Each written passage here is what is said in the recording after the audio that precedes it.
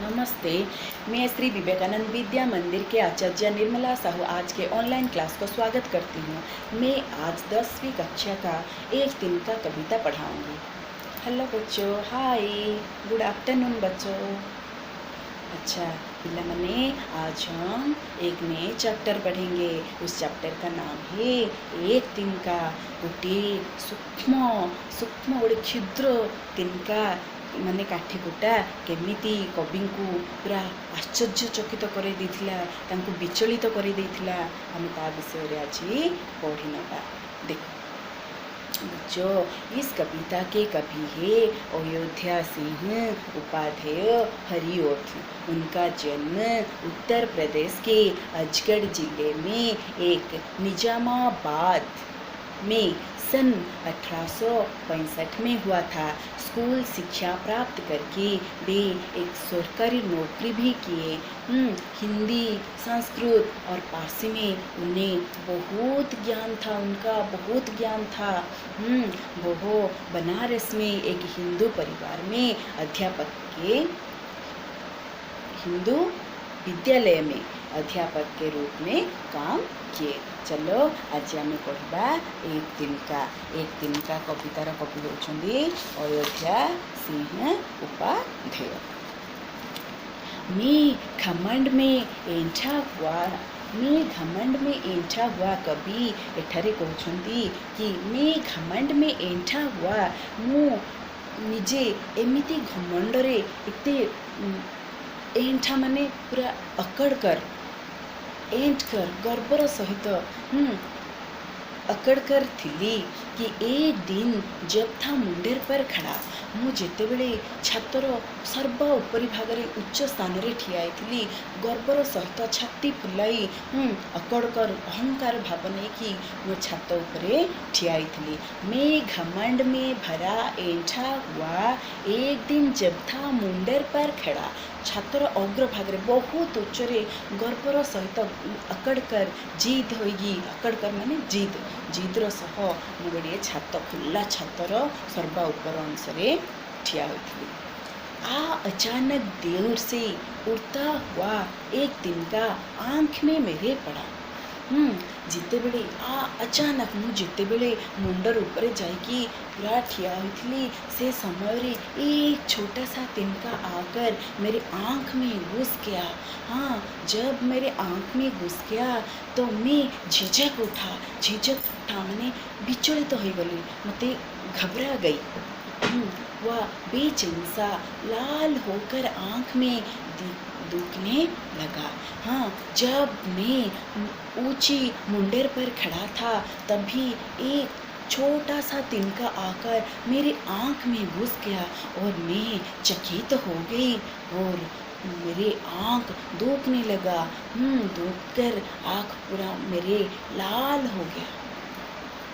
मूंठ देने लोग कपड़े की लगे एंठ बिचारी दबे पाँव भागी। मूंठ देने, मूंठ का मतलब है ये सेक, एमिति सेक माने आठा करिकी एमिति आखिरे दबेबा। मूंठ का मतलब है एमिति गोटे कपड़ार गोटे मुठा गुबारा एमिति गुड़ा गोटे आठा करिकी आखिरे पकेबा ताको कहछि मूंठ। मूंठ देने लोग कपड़े की लगी एंठ बिचारी दबे पाँव भागी। जितेबेले लोक माने दौड़ी दौड़ी आसिले मु जितेबेले चित्कार कली सेतेबेले लोक माने दौड़ी दौड़ी आसिले और आफा करिकी मो आखि को दबेइबा द्वारा किछि समय परे मो आखिरु से तिनकाटा बाहरी गला आ मते बहुत आराम लागिला। जब किसी डब से निकल तिनका गया तब समझ में ये मुझे ताने दिए। जब किस ढब से, ढब माने तरीका कि एमिति करिबा द्वारा लोक माने जेमिति गोटे कपड़ार गोटे मूंठ तैयार करिकी आफा कले सेतेबेले कौन हला तिनकाटा आखिरु बाहरी गला सेतेबेले जाइकी मते आराम लागिला। जब किस ढब से निकल तिनका गया जो ढंगरे जो तरीकारे से तिनकाटा आखिरू बाहरी चलीगला।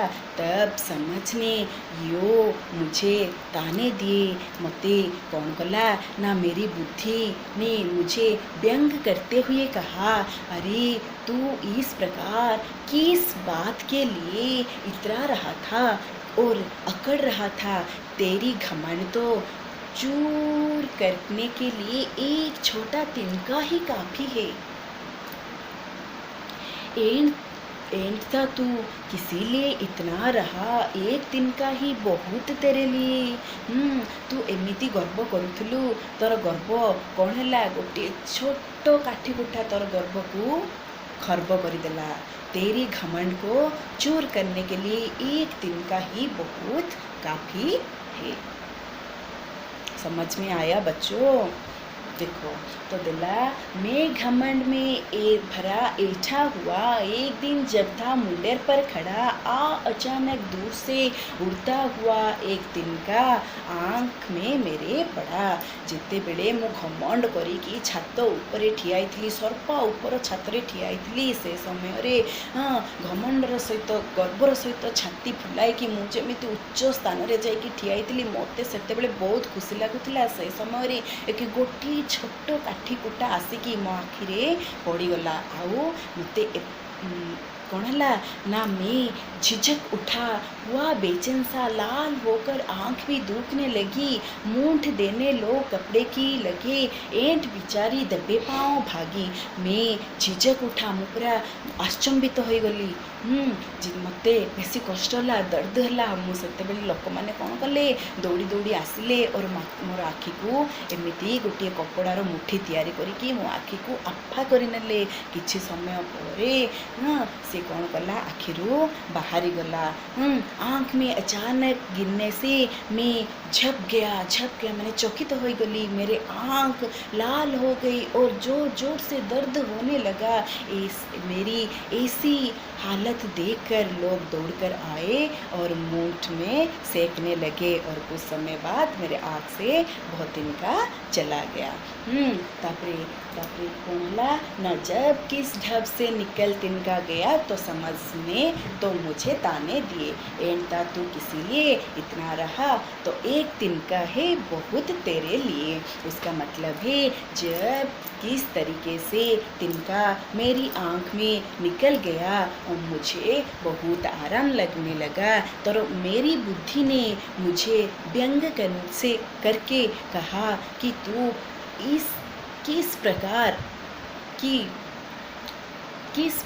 के तरीके से तू इतना गर्व कर रहा था। तेरी घमंड तो चूर करने के लिए एक छोटा सा तिनका ही बहुत काफ़ी है। बास आमे भी पढ़िले कविताटी को बुझिले। आमे भी कौन करिबा, पुणी थरे कविताटी को पढ़िबा। क्वेश्चन आंसर शब्दार्थ देवी, तुम माने ताको पढ़ी नब।